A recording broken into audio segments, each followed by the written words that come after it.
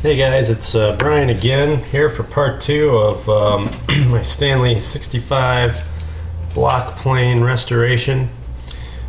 Today we're going to work on trying to clean this up and hit it with a little rust remover. So what's going on with that? First off, we're going to try this stuff I just bought at Menards called Super Clean Dirt and Grease Remover. So it says here in the back, cover the surface, allowing an appropriate time to dissolve grease and grime. Do not allow to dry. Rinse thoroughly. And it warns you to wear gloves and or eye protection. So obviously smart stuff with any chemicals. You can see I've got my gloves on. Before we hit that though, I think we're going to try just a little bit of soapy water to begin with. We'll see how that works out for us. So I've also got a little nylon wire brush here I'm going to use to try and scrub as much of this sawdust and everything else out of here as I can. Then we'll see what it looks like. Alright, I won't bore you with the details. We'll be back in a minute. Alright, so here's what it looks like after we've got all the soapy water off of it. The painted part actually cleaned up really well with the exception of the fore end here. Looks like there's a white coating. It's kind of hard to see in the light, but it's like a white waxy kind of stuff showing up on there. So I think the next step is going to be to hit this and the rest of the parts with the degreaser, let that soak for a few minutes and see what it looks like.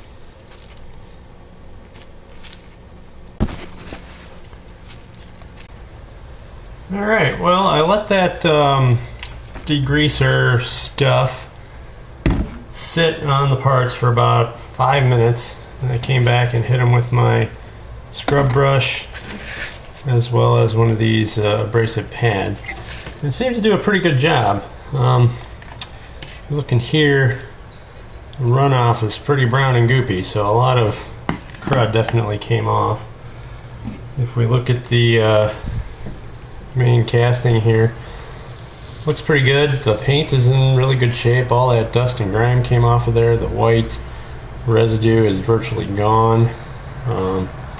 This paint, there was a paint mark here at the end that took that off as well, so it didn't seem really to affect the paint job on the inside. So it's looking pretty good. The screws cleaned up really well, probably about as good as they're going to get. I think there's no rust on these, so I think the next step I'm going to do for these is maybe just hit them with a little polish and see if I can't kind of get some shine out of them that way. The iron still pretty rusty, didn't really change condition a whole lot, so that one will hit the rust remover next. Same thing with this, it really didn't change at all. I was hoping that this kind of bluish patina here would go away, but it didn't. So now I'm kind of left wondering if maybe the whole thing was blued at one point in time, and now that's the only part that's left. I guess we'll find out when we hit it with the rust remover, because bluing, old school bluing like you find on old tools or a lot of firearms and stuff, is actually a specific type of rust, so the rust remover will take that right off. We'll see what it looks like. This guy I think is brass or something, and this is not supposed to be used on. The degreaser said not to use it on brass, so I did not clean this one. I'm going to take it out and try and polish it up as well. And you know, the fore iron here is still in pretty good shape. I'd actually be interested to see. It does not slide any easier at all. So unfortunately, it was not grime holding that to get, or interfering with that motion there. So I'll have to figure out what is.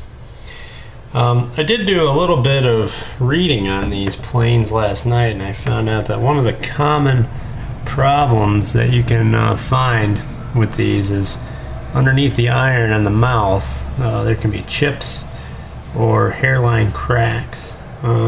Looking at this very closely, there's definitely no chips, and I can't see any cracks on the surface on either side. So I think I got lucky in that respect and avoided that pitfall. So far, so good. So next step is I'm going to hit these with the heat gun to get the rest of the moisture off. Then we're going to move out to the garage and hit it with some rust dissolver and see if we can't get it cleaned up. So I'll take care of that and we'll be right back. Alright, we're back. We've moved out to the garage to do the rust dissolver. This stuff says right on it not to let it touch stainless steel. As you can see in the last part of the video, I was doing the rest of it in the stainless steel kitchen sink. So while the wife was not home and I thought I could get away with the degreasing part in there, not willing to risk it with this stuff. So moved out here. I placed 2 melamine boards down on my table saw and covered that up with a plastic drop cloth. So the other thing I did was I took and covered the painted areas of this plane with some painter's tape. That's another thing, is it says it will remove paint, so I wanted to keep that as intact as possible. The instructions here say to scrape away any loose rust and dirt, which we did in the last step. Brush on liberally, working into pitted areas. Leave for 5 to 10 minutes. Rinse with fresh water. Repeat if rust remains. So we're going to give that a shot. Let's see how it goes here. I'm going to open this stuff up. Well, it's pink and it's thick and it doesn't smell horrible, but I wouldn't say it smells good either. So we'll get a little bit of a rag here. The active ingredient in this is phosphoric acid, so it's not the world's worst chemical for you, but it is an acid, and you wouldn't want to get copious amounts of it. It doesn't list the strength, of course. I'm sure they probably consider that proprietary, but phosphoric acid is one of the major components of a lot of soda pop. In dilute enough fashion, you can drink it. Put this into all the areas we can. I want to pay particular attention to this area up front here, because I think just in case there's any little rust burr or something in there that's leading to that binding that I'm having there. This on the front edges.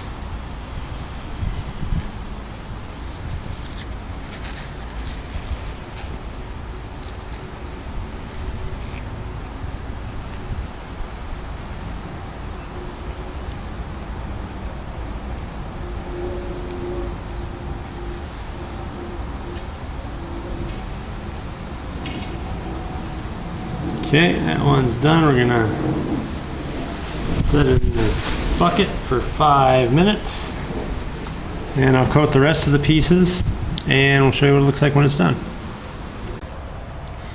Okay, the 5 to 10 minutes is up, so let's see what these look like here.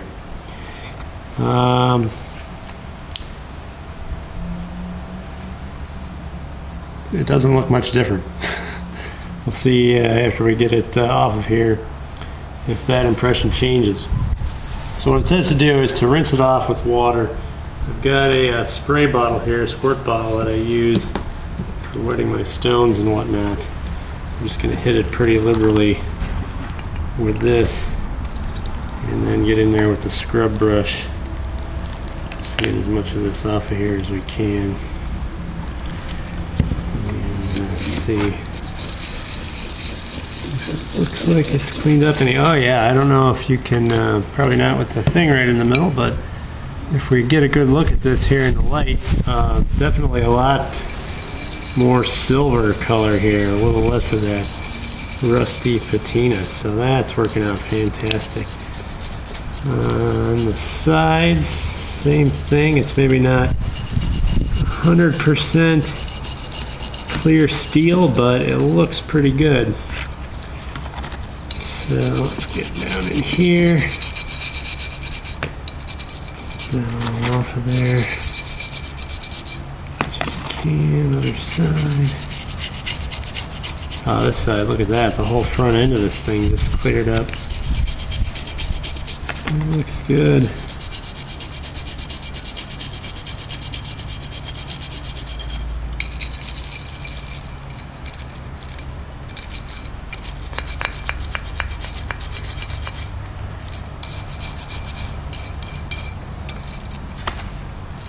You can see here in the mouth where I may not quite have gotten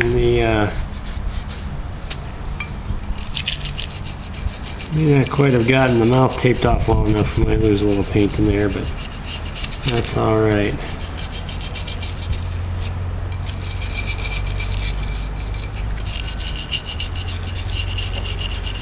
Okay, let's give this a good wipe here.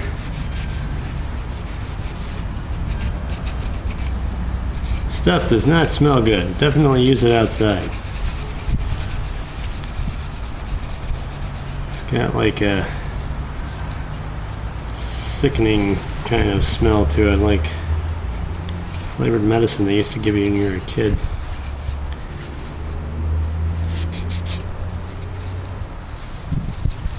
Alright, that looks pretty darn good to me. I may hit just a couple more areas a second time, a little bit here on the back on this side. You can see it's still a little bit of motley color there. Along the tops as well. That cleaned up really well, though. I think a second treatment will have it done. So I'll do that and then clean up the rest of these parts and show you the results. Okay, the second round is done. I got the rest of the parts cleaned up. Show you what we got here. The plane itself looks fantastic. The sides are completely cleaned up. The brown pitting is gone. The bottom looks really good. It's got a nice kind of patina of age. I don't know how well that's showing. Oh, you can kind of see it there. Yeah, that nice kind of work hardened look to it there. That's fantastic. Got in all these nooks and crannies here. Just making sure we can dry it out. Paint stayed in good shape, so the tape definitely helped it. It came out really good. I'm really happy with this. Next part is the fore end of the sole there. Also looks really good on both sides.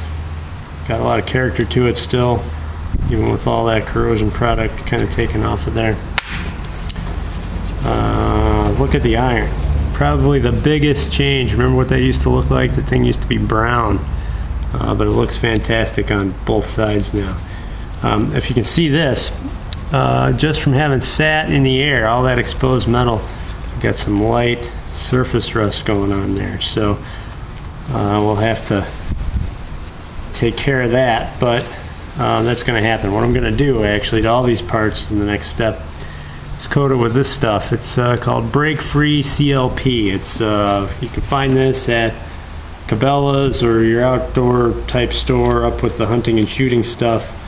It's a lubricant, but it's also a preservative. It kind of leaves a coating on the metal that helps protect it from rust. So we'll do that. This chip breaker and locking mechanism didn't really change a whole lot. Still kind of has that grayish look to it up there. One thing though I noticed is that this piece I don't believe is actually steel. I think it must be plated with something. You can kind of see how it has changed color. I won't want to say for the worse, but it's gone darker as we or as I put that rust remover on there. So this is a plated piece. That means that that phosphoric acid reacted with either the nickel plating or potentially even the chrome plating that's on here. You see a little bit of copper peeking through there. You can kind of see that.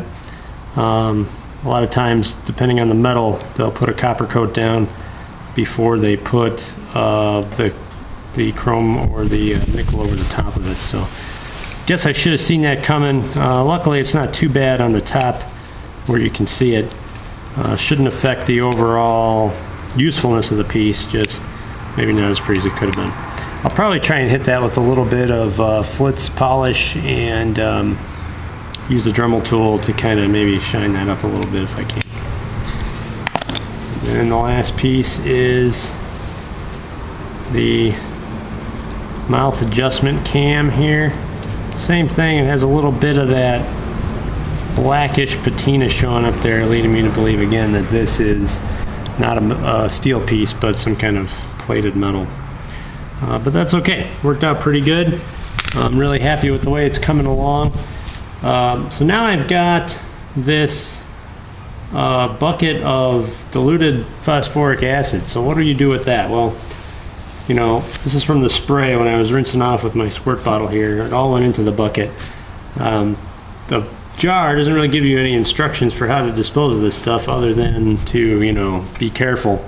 So what I'm going to do is I'm going to mix a little bit of baking soda in here, neutralize any acid, and at that point it should be safe to pour down the sink. Up next will be the last two parts we have to polish, three parts actually, which are the blade adjustment, the tension screw, and the knob for the fore end, which I already have moved over to the next station. So I will get set up over there and we'll be back.